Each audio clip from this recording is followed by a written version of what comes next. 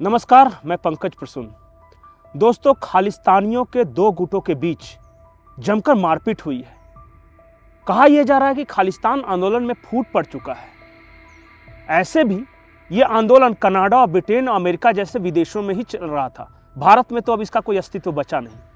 लेकिन अमेरिका के San Francisco में जो कुछ भी हुआ, उसे देखने के बाद दुनिया भर के सिख यही कह रहे हैं कि क्या इसी दिन के लिए हमने कभी खालिस्तान आंदोलन का समर्थन किया था। दरअसल दुनिया भर के समझदार सिख ये जानते हैं कि ये सारा आंदोलन विदेशी पैसों के लिए, ये सारी बयानबाजी विदेशी फंड के लिए, और ये सब कुछ पन्नू जैसे लोगों का एक षड्यंत्र है, साजिश है। दरअसल अमेरिका के शहर सैन फ्रांसिस्को में अलग खालिस्तान के लिए रेफरेंडम का आयोजन किया गया था, और उसी रेफरेंडम के दौरान खालिस्तानियों के दो गुटों के बीच जमकर मारपीट हो गई। लात घुसे चले, एक दूसरे पर डंडे बरसाए गए, कुछ लोग घायल भी हैं। बताया जा रहा है, जो प्राथमिक जानकारी है उसके अनुसार पन्नू का एक वफादार है, कोई मेजर निज्जर, उसके बीच और सिख बिरादरी के दूसरे गुट के बीच जमकर झगड़ा हुआ है। अब ये झगड़ा किस बात पे हुआ है, अभी प्राथमिक जानकारी सामने नहीं आ सकी है।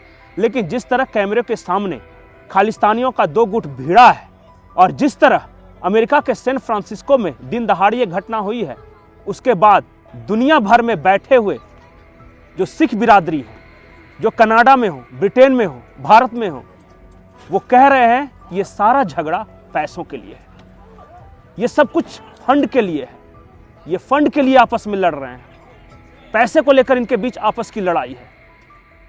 ये कहानी जैसे जैसे डेवलप करेगी हम आपको जानकारी देते जाएंगे। लेकिन आज एक अन्य और बेहद गंभीर मुद्दे पर आपके साथ चर्चा करने बैठे हैं। क्या आपको पता है कि उत्तराखंड की सरकार ने एक ड्राफ्ट बिल एडॉप्ट किया है, और उसे 5 फरवरी को ही सदन में पेश किया जाना है, यानी उत्तराखंड के विधानसभा के पटल पर पेश किया जाना है। NMF न्यूज के पास सबसे पहले वो ड्राफ्ट आ चुका है। हम आपको बताएंगे कि उस ड्राफ्ट के मुख्य बिंदु क्या क्या है। जो उत्तराखंड सरकार जो यूनिफॉर्म सिविल कोड, समान नागरिक संहिता जो लाने जा रही है, उसमें क्या है ये हम आपको बताएंगे। हम आपको पूरी जानकारी एक एक मुद्दों की दे, उससे पहले आप हमारे चैनल को सब्सक्राइब कर लें, इस वीडियो को लाइक कर लें। दोस्तों, हमने पहले ही बताया था बहुत कुछ यूनिफॉर्म सिविल कोड के बारे में। सबसे पहले तो आइए यूनिफॉर्म सिविल कोड है क्या, आसान शब्दों में समझते हैं। जब अंग्रेज इस देश पे राज कर रहे थे तो 3 तरह के कानून बनते थे। एक है क्रिमिनल कानून है, जैसे आपने मर्डर कर दिया, हत्या कर दी, चोरी कर दी, तो ये सभी लोगों के लिए एक समान है। अगर किसी ईसाई ने भी हत्या कर दी है, या हिंदू ने भी हत्या की है, या मुसलमान ने भी हत्या की है, तो वही सेक्शन लगेंगे तीनों पे। क्रिमिनल लॉ इसे बोलते हैं। चोरी चकारी, हत्या, डकैती, अपहरण, इन सब मामलों पे पूरे देश में हर नागरिक पे वही धाराएं, वही कानून लगती है। दूसरा होता है कॉमर्शियल एक्ट। जैसे आपने कंपनी में फ्रॉड किया, तो चाहे आप हिंदू हो, मुस्लिम हो, सिख हो, ईसाई हो, पारसी हो, बौद्ध हो, जैन हो, आप पे वही धाराएं लगी। आप 420 की धारा, कंपनी एक्ट के हिसाब से जो भी धारा है, वो सब पूरे देश पर समान है। लेकिन एक तीसरा कानून है, जैसे सिविल मैटर्स है। ये सिविल का नाम सुन के ही आप समझ गए हो कि ये व्यक्तिगत, पारिवारिक, धर्म, संस्कृति, शादी ब्याह, इन सब पे है। अब हमारे देश में क्या है कि बाकी तरह क्रिमिनल और कंपनीज कॉमर्शियल तो एक तरफ पूरे लागू हैं, लेकिन जो सिविल कोड है वो अलग अलग धर्मों के लिए अलग अलग लागू है। जैसे उदाहरण के लिए मैं बताता हूँ, हिंदुओं को एक शादी करना है, अगर पत्नी रहते हुए दूसरी शादी कर ली तो गैर कानूनी है, और यही नियम सिखों पर भी लागू है, बौद्ध पे भी लागू है, जैन पे भी लागू है, सब पे लागू है। लेकिन यह कानून मुसलमानों पे लागू नहीं है। मुसलमान एक साथ एक से ज्यादा पत्नी रख सकते हैं बिना तलाक दिए हो। तो हिंदू के लिए हिंदू कोड बिल है, मुसलमानों के लिए पर्सनल लॉ कोड बिल है। कई जगहों पे वो शरीयत भी लागू करने की मांग करते हैं। तो इसलिए कहा यह गया कि एक देश एक कानून हो। एक देश के नागरिकों पर अगर क्रिमिनल कानून वही लागू हो रहा है, कॉमर्शियल कानून वही लागू हो रहा है, तो सिविल कोड भी एक तरह से लागू हो। भारत में गोवा एक ऐसा राज्य है जहां पहले से ही यूनिफॉर्म सिविल कोड लागू है।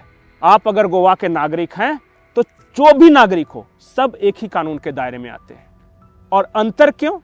क्योंकि गोवा पोर्चुगीज के अंडर था, पुर्तगाल उस पर शासन करता था।